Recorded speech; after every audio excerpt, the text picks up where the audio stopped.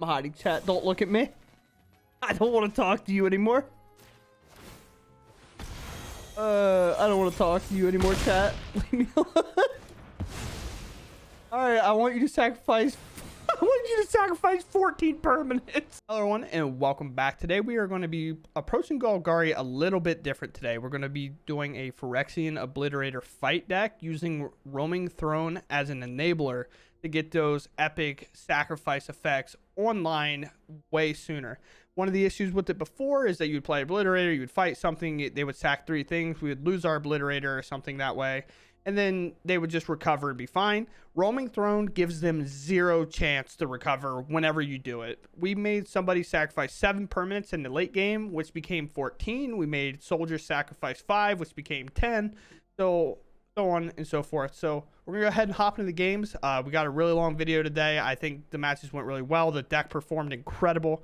So I hope you all enjoy. Let's just get out there. And if you do enjoy my content, please be sure to subscribe. I truly appreciate it. And I'll catch you all after the games.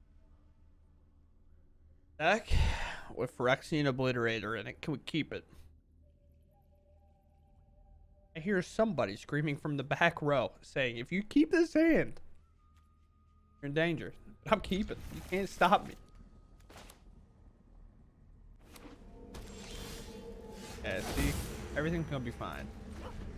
Big Rakdos. They're gonna play a Chandra. They're gonna suplex me. It'll be alright. It'll be alright. Everything's fine. Everything's fine. Everything's okay. Relax. Oh, I'm actually kind of upset with our opponent. Because how are you going to name yourself Birds of Paradise and then you're playing Rakdos? You're a scam. You're a phone marketer scam. You know what I'm saying? I just can't take it anymore.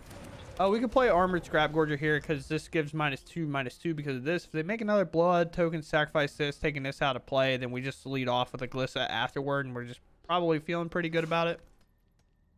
I'm unsure if this is vampires. It could be Rakdos sacrifice. The Haunted Ridge kind of early makes me not so sold that it's the sacrifice deck.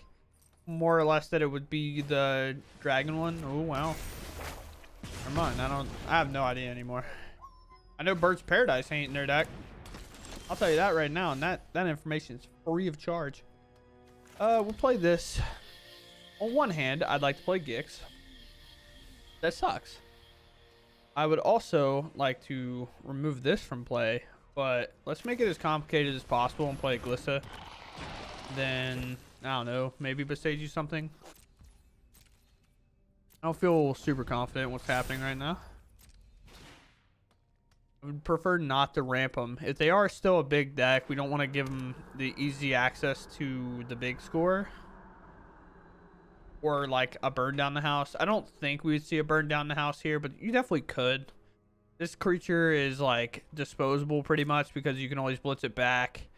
Blood Type Harvester is like good on one hand, but not necessarily the best. We block here because again, I don't want them to be able to just blitz that for free. I guess I could have blocked because of this, but maybe monster rate. That makes sense. Never mind. Oh, like your monster is rating that? That makes sense, because why would you do it on Glitches? The first strike damage still happens and it dies. Yeah. Maybe we should have blocked here, because then we could have taken it out with the Scrap Gorger, but either way. We will do this for a black, I guess. Blood Type Harvester. They do play black mana, so we're going to take out the creatures as much as we can. We don't play Graveyard Trespasser. So there's really no point. Here, we're definitely going to go to combat with Glissa, because if it hits, we can blow up the Kimono. I don't think I would draw with Gix here anyway. Maybe I would. But we're at 10, so I'm kind of in a risky spot. Destroy this enchantment. We're like in a not so safe area. Don't feel safe. Let's try to Virtue first. Just ensure that this creature's not going to be here. And then when I tap the Scrap Gorger, we can take out the underdog in the process. So they won't be able to blitz it here. Black. Underdog. And then now we play Gix. If we do it in the opposite order, they still have options to blitz underdog. I know I keep saying it, but I want to be clear about how we're kind of sequencing our turnout and why we're doing it in the way we are. So a really cool part now is I can play Glissa, give all my Phyrexians first strike and death touch, and then when this attacks, because whether you, it's just when this card becomes tapped at all. I'm not gonna lie.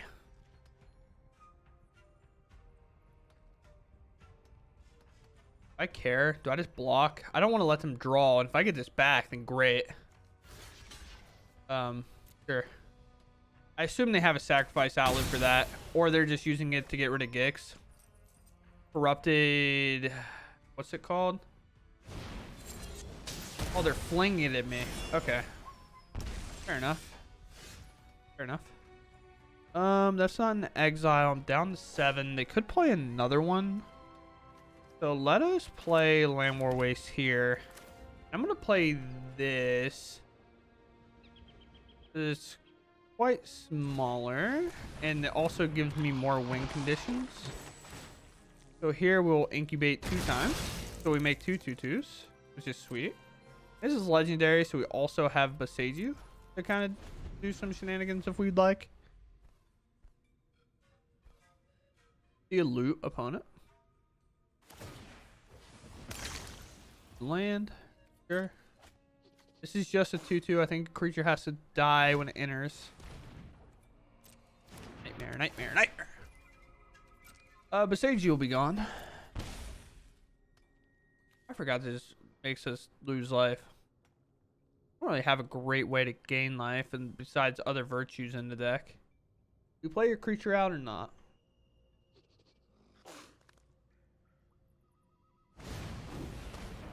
You.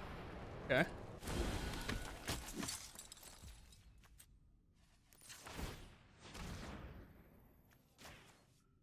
Dodge a Twisted Frailty again.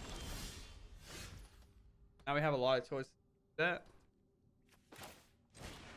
we do Gorger, play another Glissa, move the combat. You put a 2/2 into play. We'll transform all these. We'll go to combat, attack, attack, and an attack here.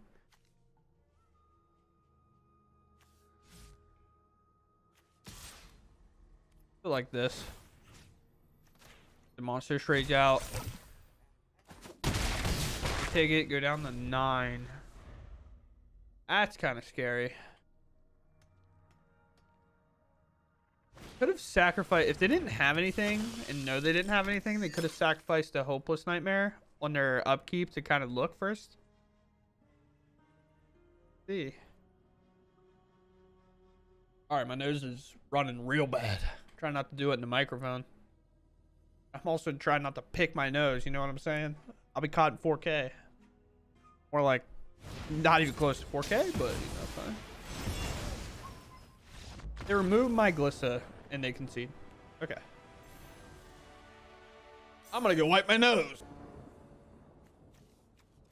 My opponent goes first, and with editing magic, I've blown my nose and I am back. And now the attempt is to blow out our opponent's back. You know what I'm saying? Such a psychopathic thing to say. That's not really the word I was looking for, but the word I said. So we bushwhack here to get a swamp so we can play second land drop and play the Decklist in case we draw the mana dork off the top, which we miss.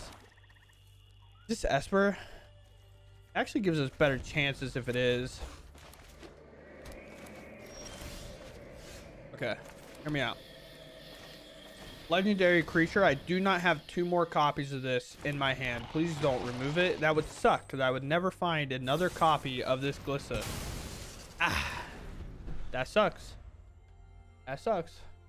Also, I respect the Cryptic Command sleeves. This was the sleeves I used to run. If you don't know what this card is, it's a modern card. Well, some would argue barely a modern card, but it's a card from modern. It's really cool. I love it a lot. I did a lot of shenanigans with it in terms of Cryptic, Mystic, Sanctuary shenanigans. Stop eating. Stop killing my creatures, okay? All right. You listen here, opponent. You played 2 Shieldrick to Edict? What if I play another Gliss? The 3rd one in a row. Thoughts? Is this just hard Esper control? If so, I'm screwed. Wait, why didn't you just counter that? Thoughts? I guess you might just have removal. Surprise. You could have just, I don't know, counter target spell unless they pay for. This ain't foam mana. Oh yeah, I'm super dead. They ain't playing a creature anytime soon. This ain't the matchup we want.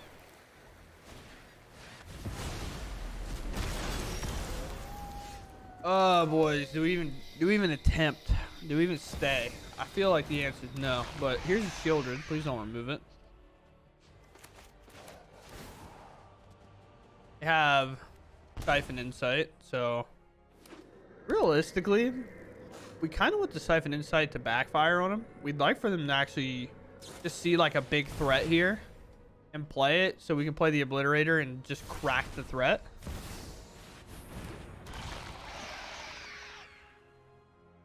Sir, do you know what you have done? Oh boy. Draw. Deck. Alright, I'm gonna play this. I'm gonna play this.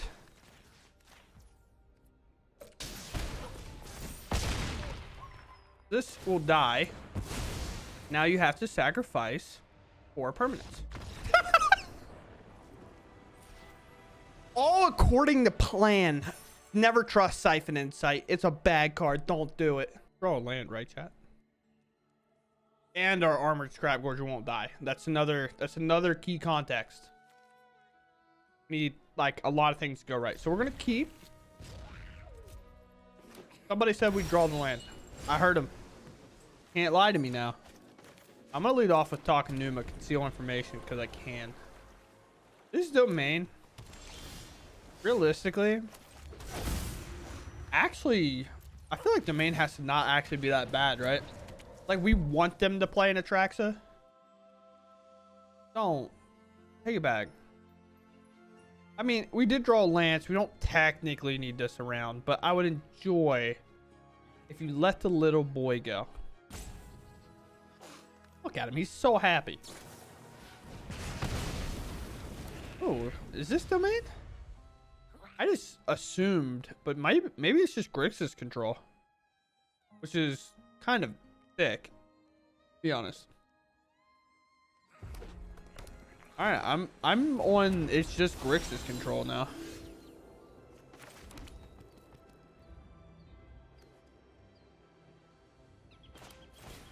Play this. Both equally kind of good. Glissa has first strike though, so it's a little bit better. They both don't survive a lightning strike or a burn spell, which I kind of assume that's kind of what they're on here. Are you going to activate that or not? You? Okay. Now maybe get a little more information what's happening. Fires of Victory is... Alright, hear me out. Do we put Gix on the stack or not? I think the answer is yes. To die to our Brother's Hood in next turn. But I think we want to maximize our chances to draw a land. This is uncounterable. Make this Spirit. I'll pay the 2. I had, but I'll pay the 2. All right, sick. So Memory Deluge goes up. 2 cards to hand. I feel like this now has to resolve. I don't know what for 1 mana they would have that does 2, but yeah, I'll draw a card. Game sucks.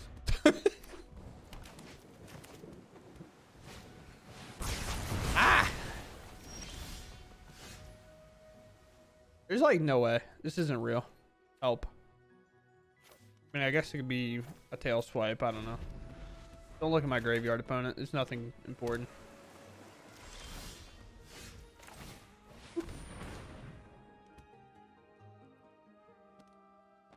Land, a land, a land, a land.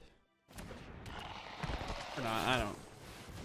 You keep memory delusion. The only problem for them is, and one of the big problems with red, if that's their main removal source, this is so awful to deal with.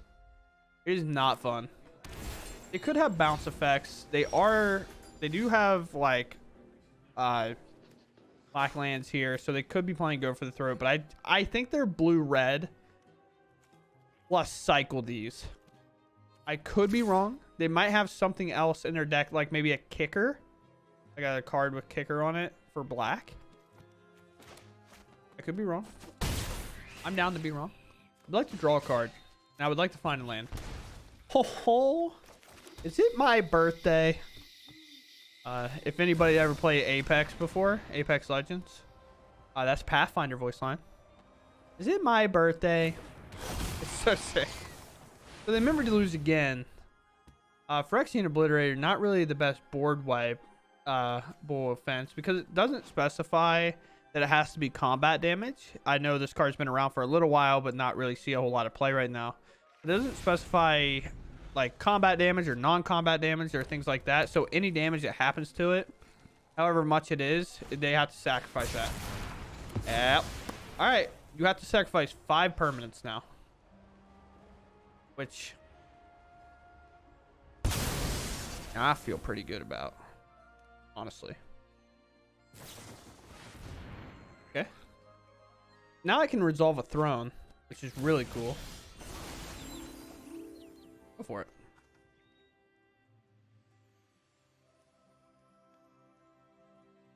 You have a lot of cards in hand.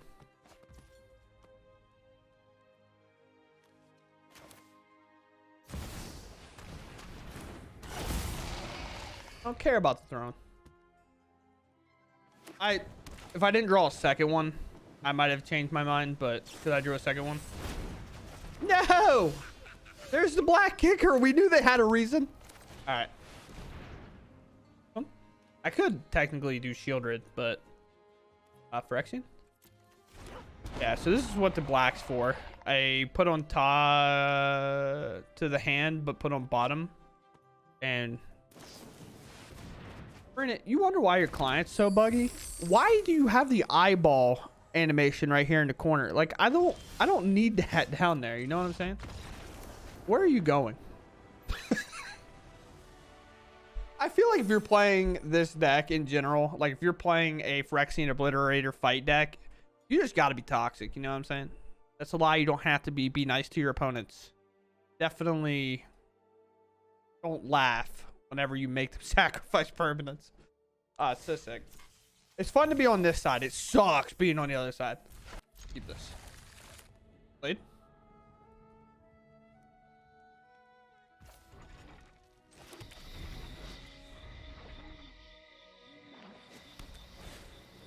I'm just admiring this art. This art's so sick.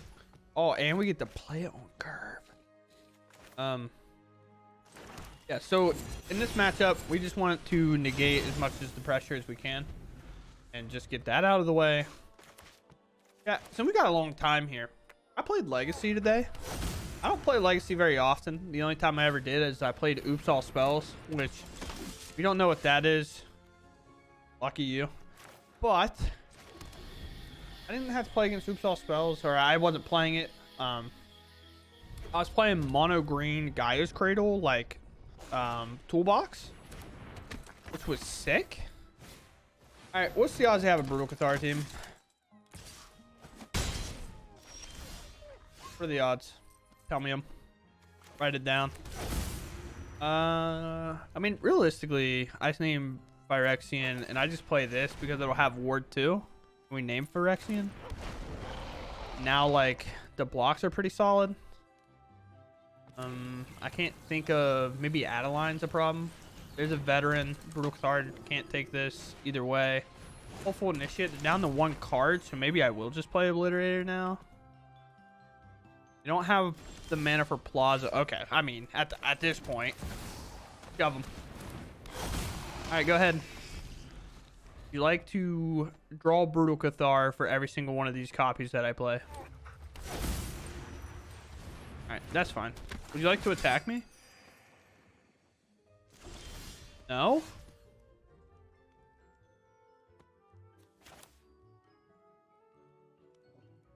I'm hiding, chat. Don't look at me.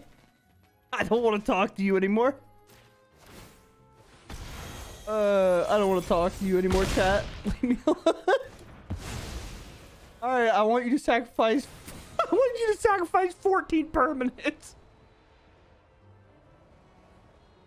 Oh no! Count them up. Count them up. I'm gonna get timed out, ain't I? Chat. This deck's sick. I've had so many bad experiences with this type of deck in the past that I was kind of like, don't want to do it. But Roaming Throne really does change life for the deck, honestly. I think Roaming Throne's been a meme in a lot of other decks, but I think in this one specifically, it changes a lot of life. All right, do it again. I don't think they realized that that was the clause on the card. So, yeah. Uh-huh.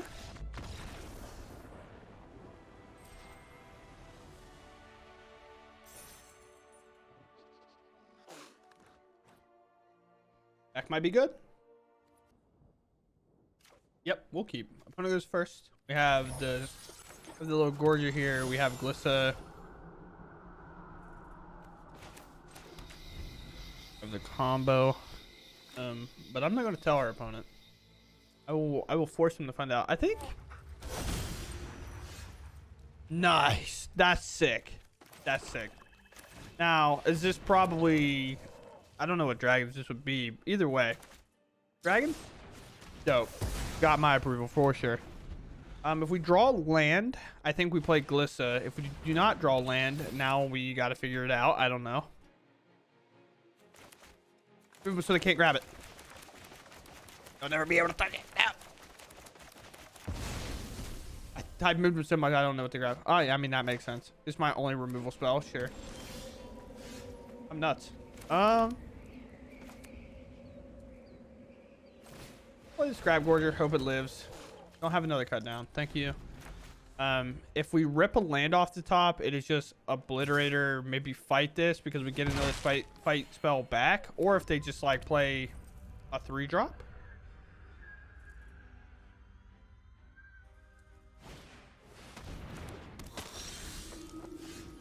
Like, not happy about that one, but I get it.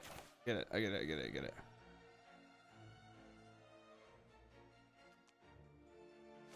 At lower, so they'll draw a card. Play a Throne here. Throne might be a mistake. Should probably just be Glissa, I guess. But I want my Throne in play because if I do get to kind of do the Bushwhack combo, if they don't play bigger creatures than what they currently have in play, doing the fighting with the Phyrexian Obliterator will kind of be useless because they'll just sacrifice a couple of things and I will use like 2 cards to do all that.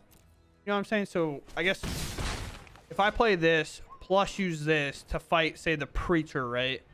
I use 2 cards plus one of them being my 5/5 to do that, and that doesn't necessarily feel that great. Soul Cauldron? That's pretty good. I like that. But we will play Cottage here. I can make a mana source. Will they have another Abrade? I'm not sold that they will. Play another Scrap Gorge. It took them a while to get that one off the board. So we're going to play this one. And if it sticks, fantastic. If it doesn't, better, I guess. We'll attack to threaten their life total. It kind of sucks. I would have loved to put them below my life total so they'd only make a 1/1. But also them making a 1/1 is actually kind of bad for us. Make your Preacher bigger, please. Ah, they're so smart.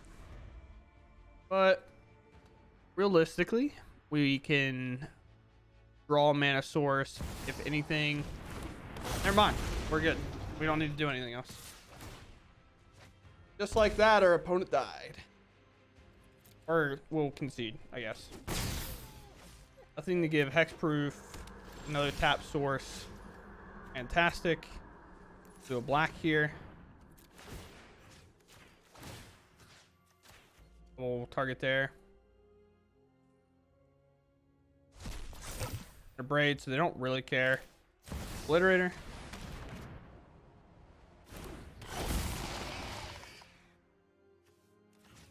I would like for you to sack.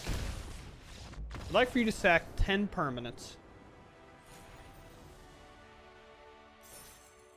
Not as good as 14, but 10's pretty solid. 10's pretty good. 10's pretty good. Who goes first?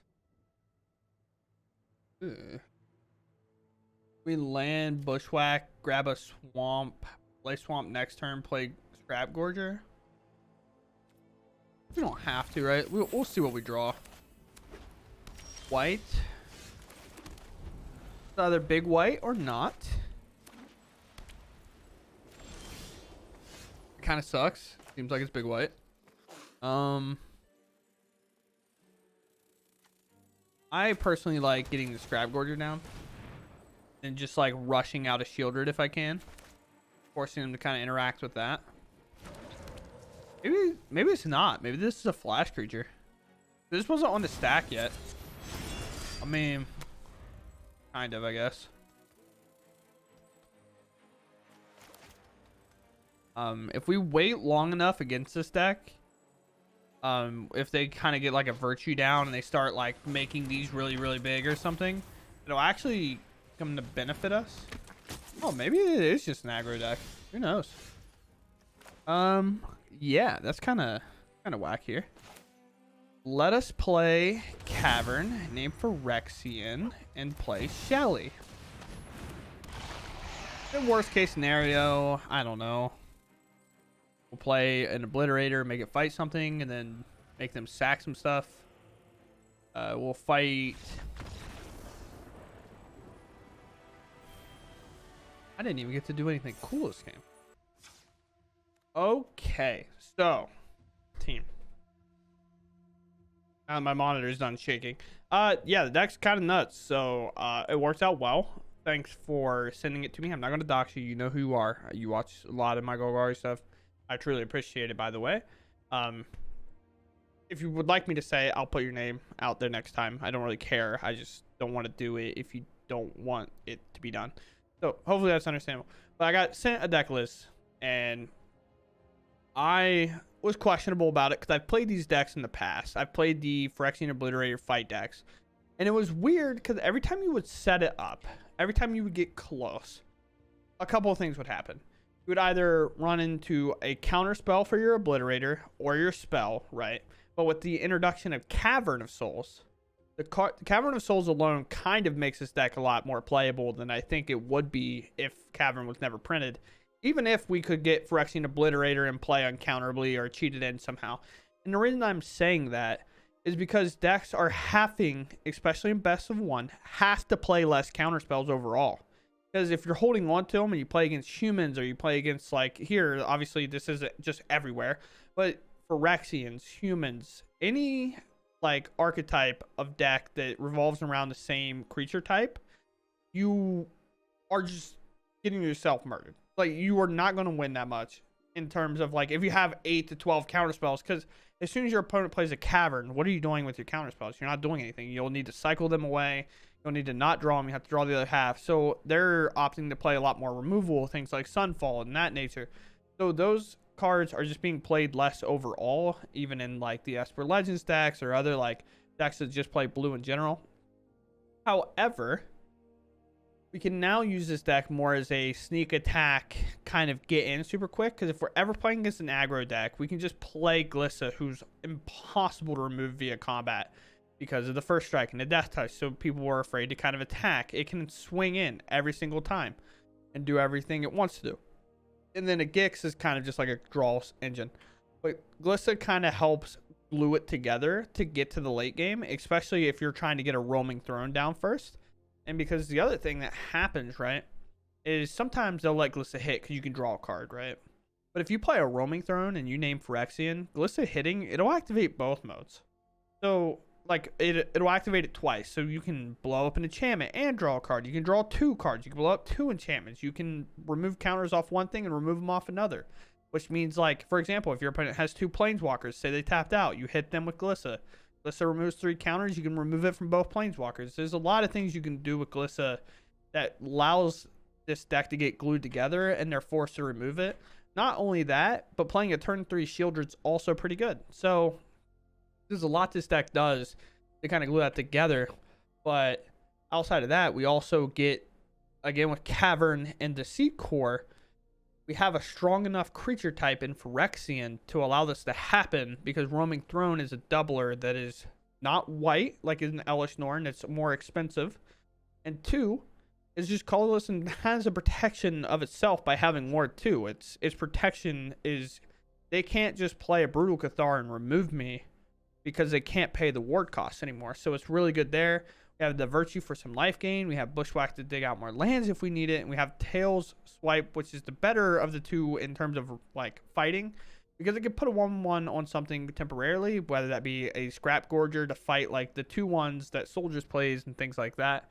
And then we play the Glissa Herald of Predation. This is probably like, if I had like a, this card is flexible spot, this is probably it. This is probably the most flexible card in your entire deck, because I think you need Gix to draw. I think you need Glissa to be the all-star that it is. Scrap Gorger is your kind of mana dork, but also uncounterable because of Cavern. And then obviously we need to fight spells. This is our main source of removal, so we're no go for the throws, no cut downs, no Terrace Hunters, things like that. But this is probably your flex. It is a very strong card in of itself. I messed it up right away because at the beginning of combat, every single turn, I thought it was just an ETB, and I was like, this is kind of weird. Like, I don't really like this that much. But it's much stronger than it leads on. The problem is, a lot of times you play it, you maybe trigger it once, and then it dies. But the problem is, killing this is actually a trap, because a lot of times we're just holding the Obliterator in hand to play it and then slam a fight spell. So we play so many things that have to be answered when they enter. And if they're not, they will win the game on their own. But as soon as you answer them or put a wall in front that you think is good enough to maintain a board state, Obliterator comes out, makes you sack 14 permanents and calls it a day. Outside of that, we ended up, it's very scary starting record, by the way, because I played some before I started, because I like to get through, like, cycle through a deck a couple of times before I play it, so I kind of know what I'm looking for and so I can talk about it. I went 12-4. I started off 0-2.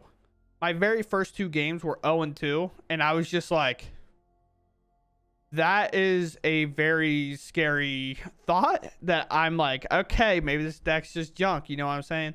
Because, like, trying to like make like content, it's like, it's weird because I don't want to mislead anybody on how good my record is or whatever, but I try to be honest, and I think I can convey that pretty likely. I do, at least I'll say it in the outro.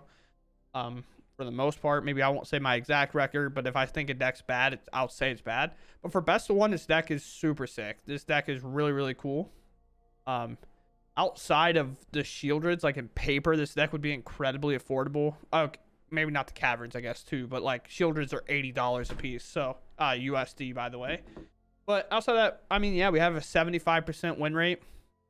It just went pretty well today. So I hope you all enjoyed. I hope we can come back and approach this. This is definitely a kind of revival of a like Golgari deck. If maybe you don't like the way that the other one is, a little less grindy. It's a little bit more pop off, showman, if you will, like a showmanship would. So I hope you all enjoyed, and I'll catch you all later, and goodbye.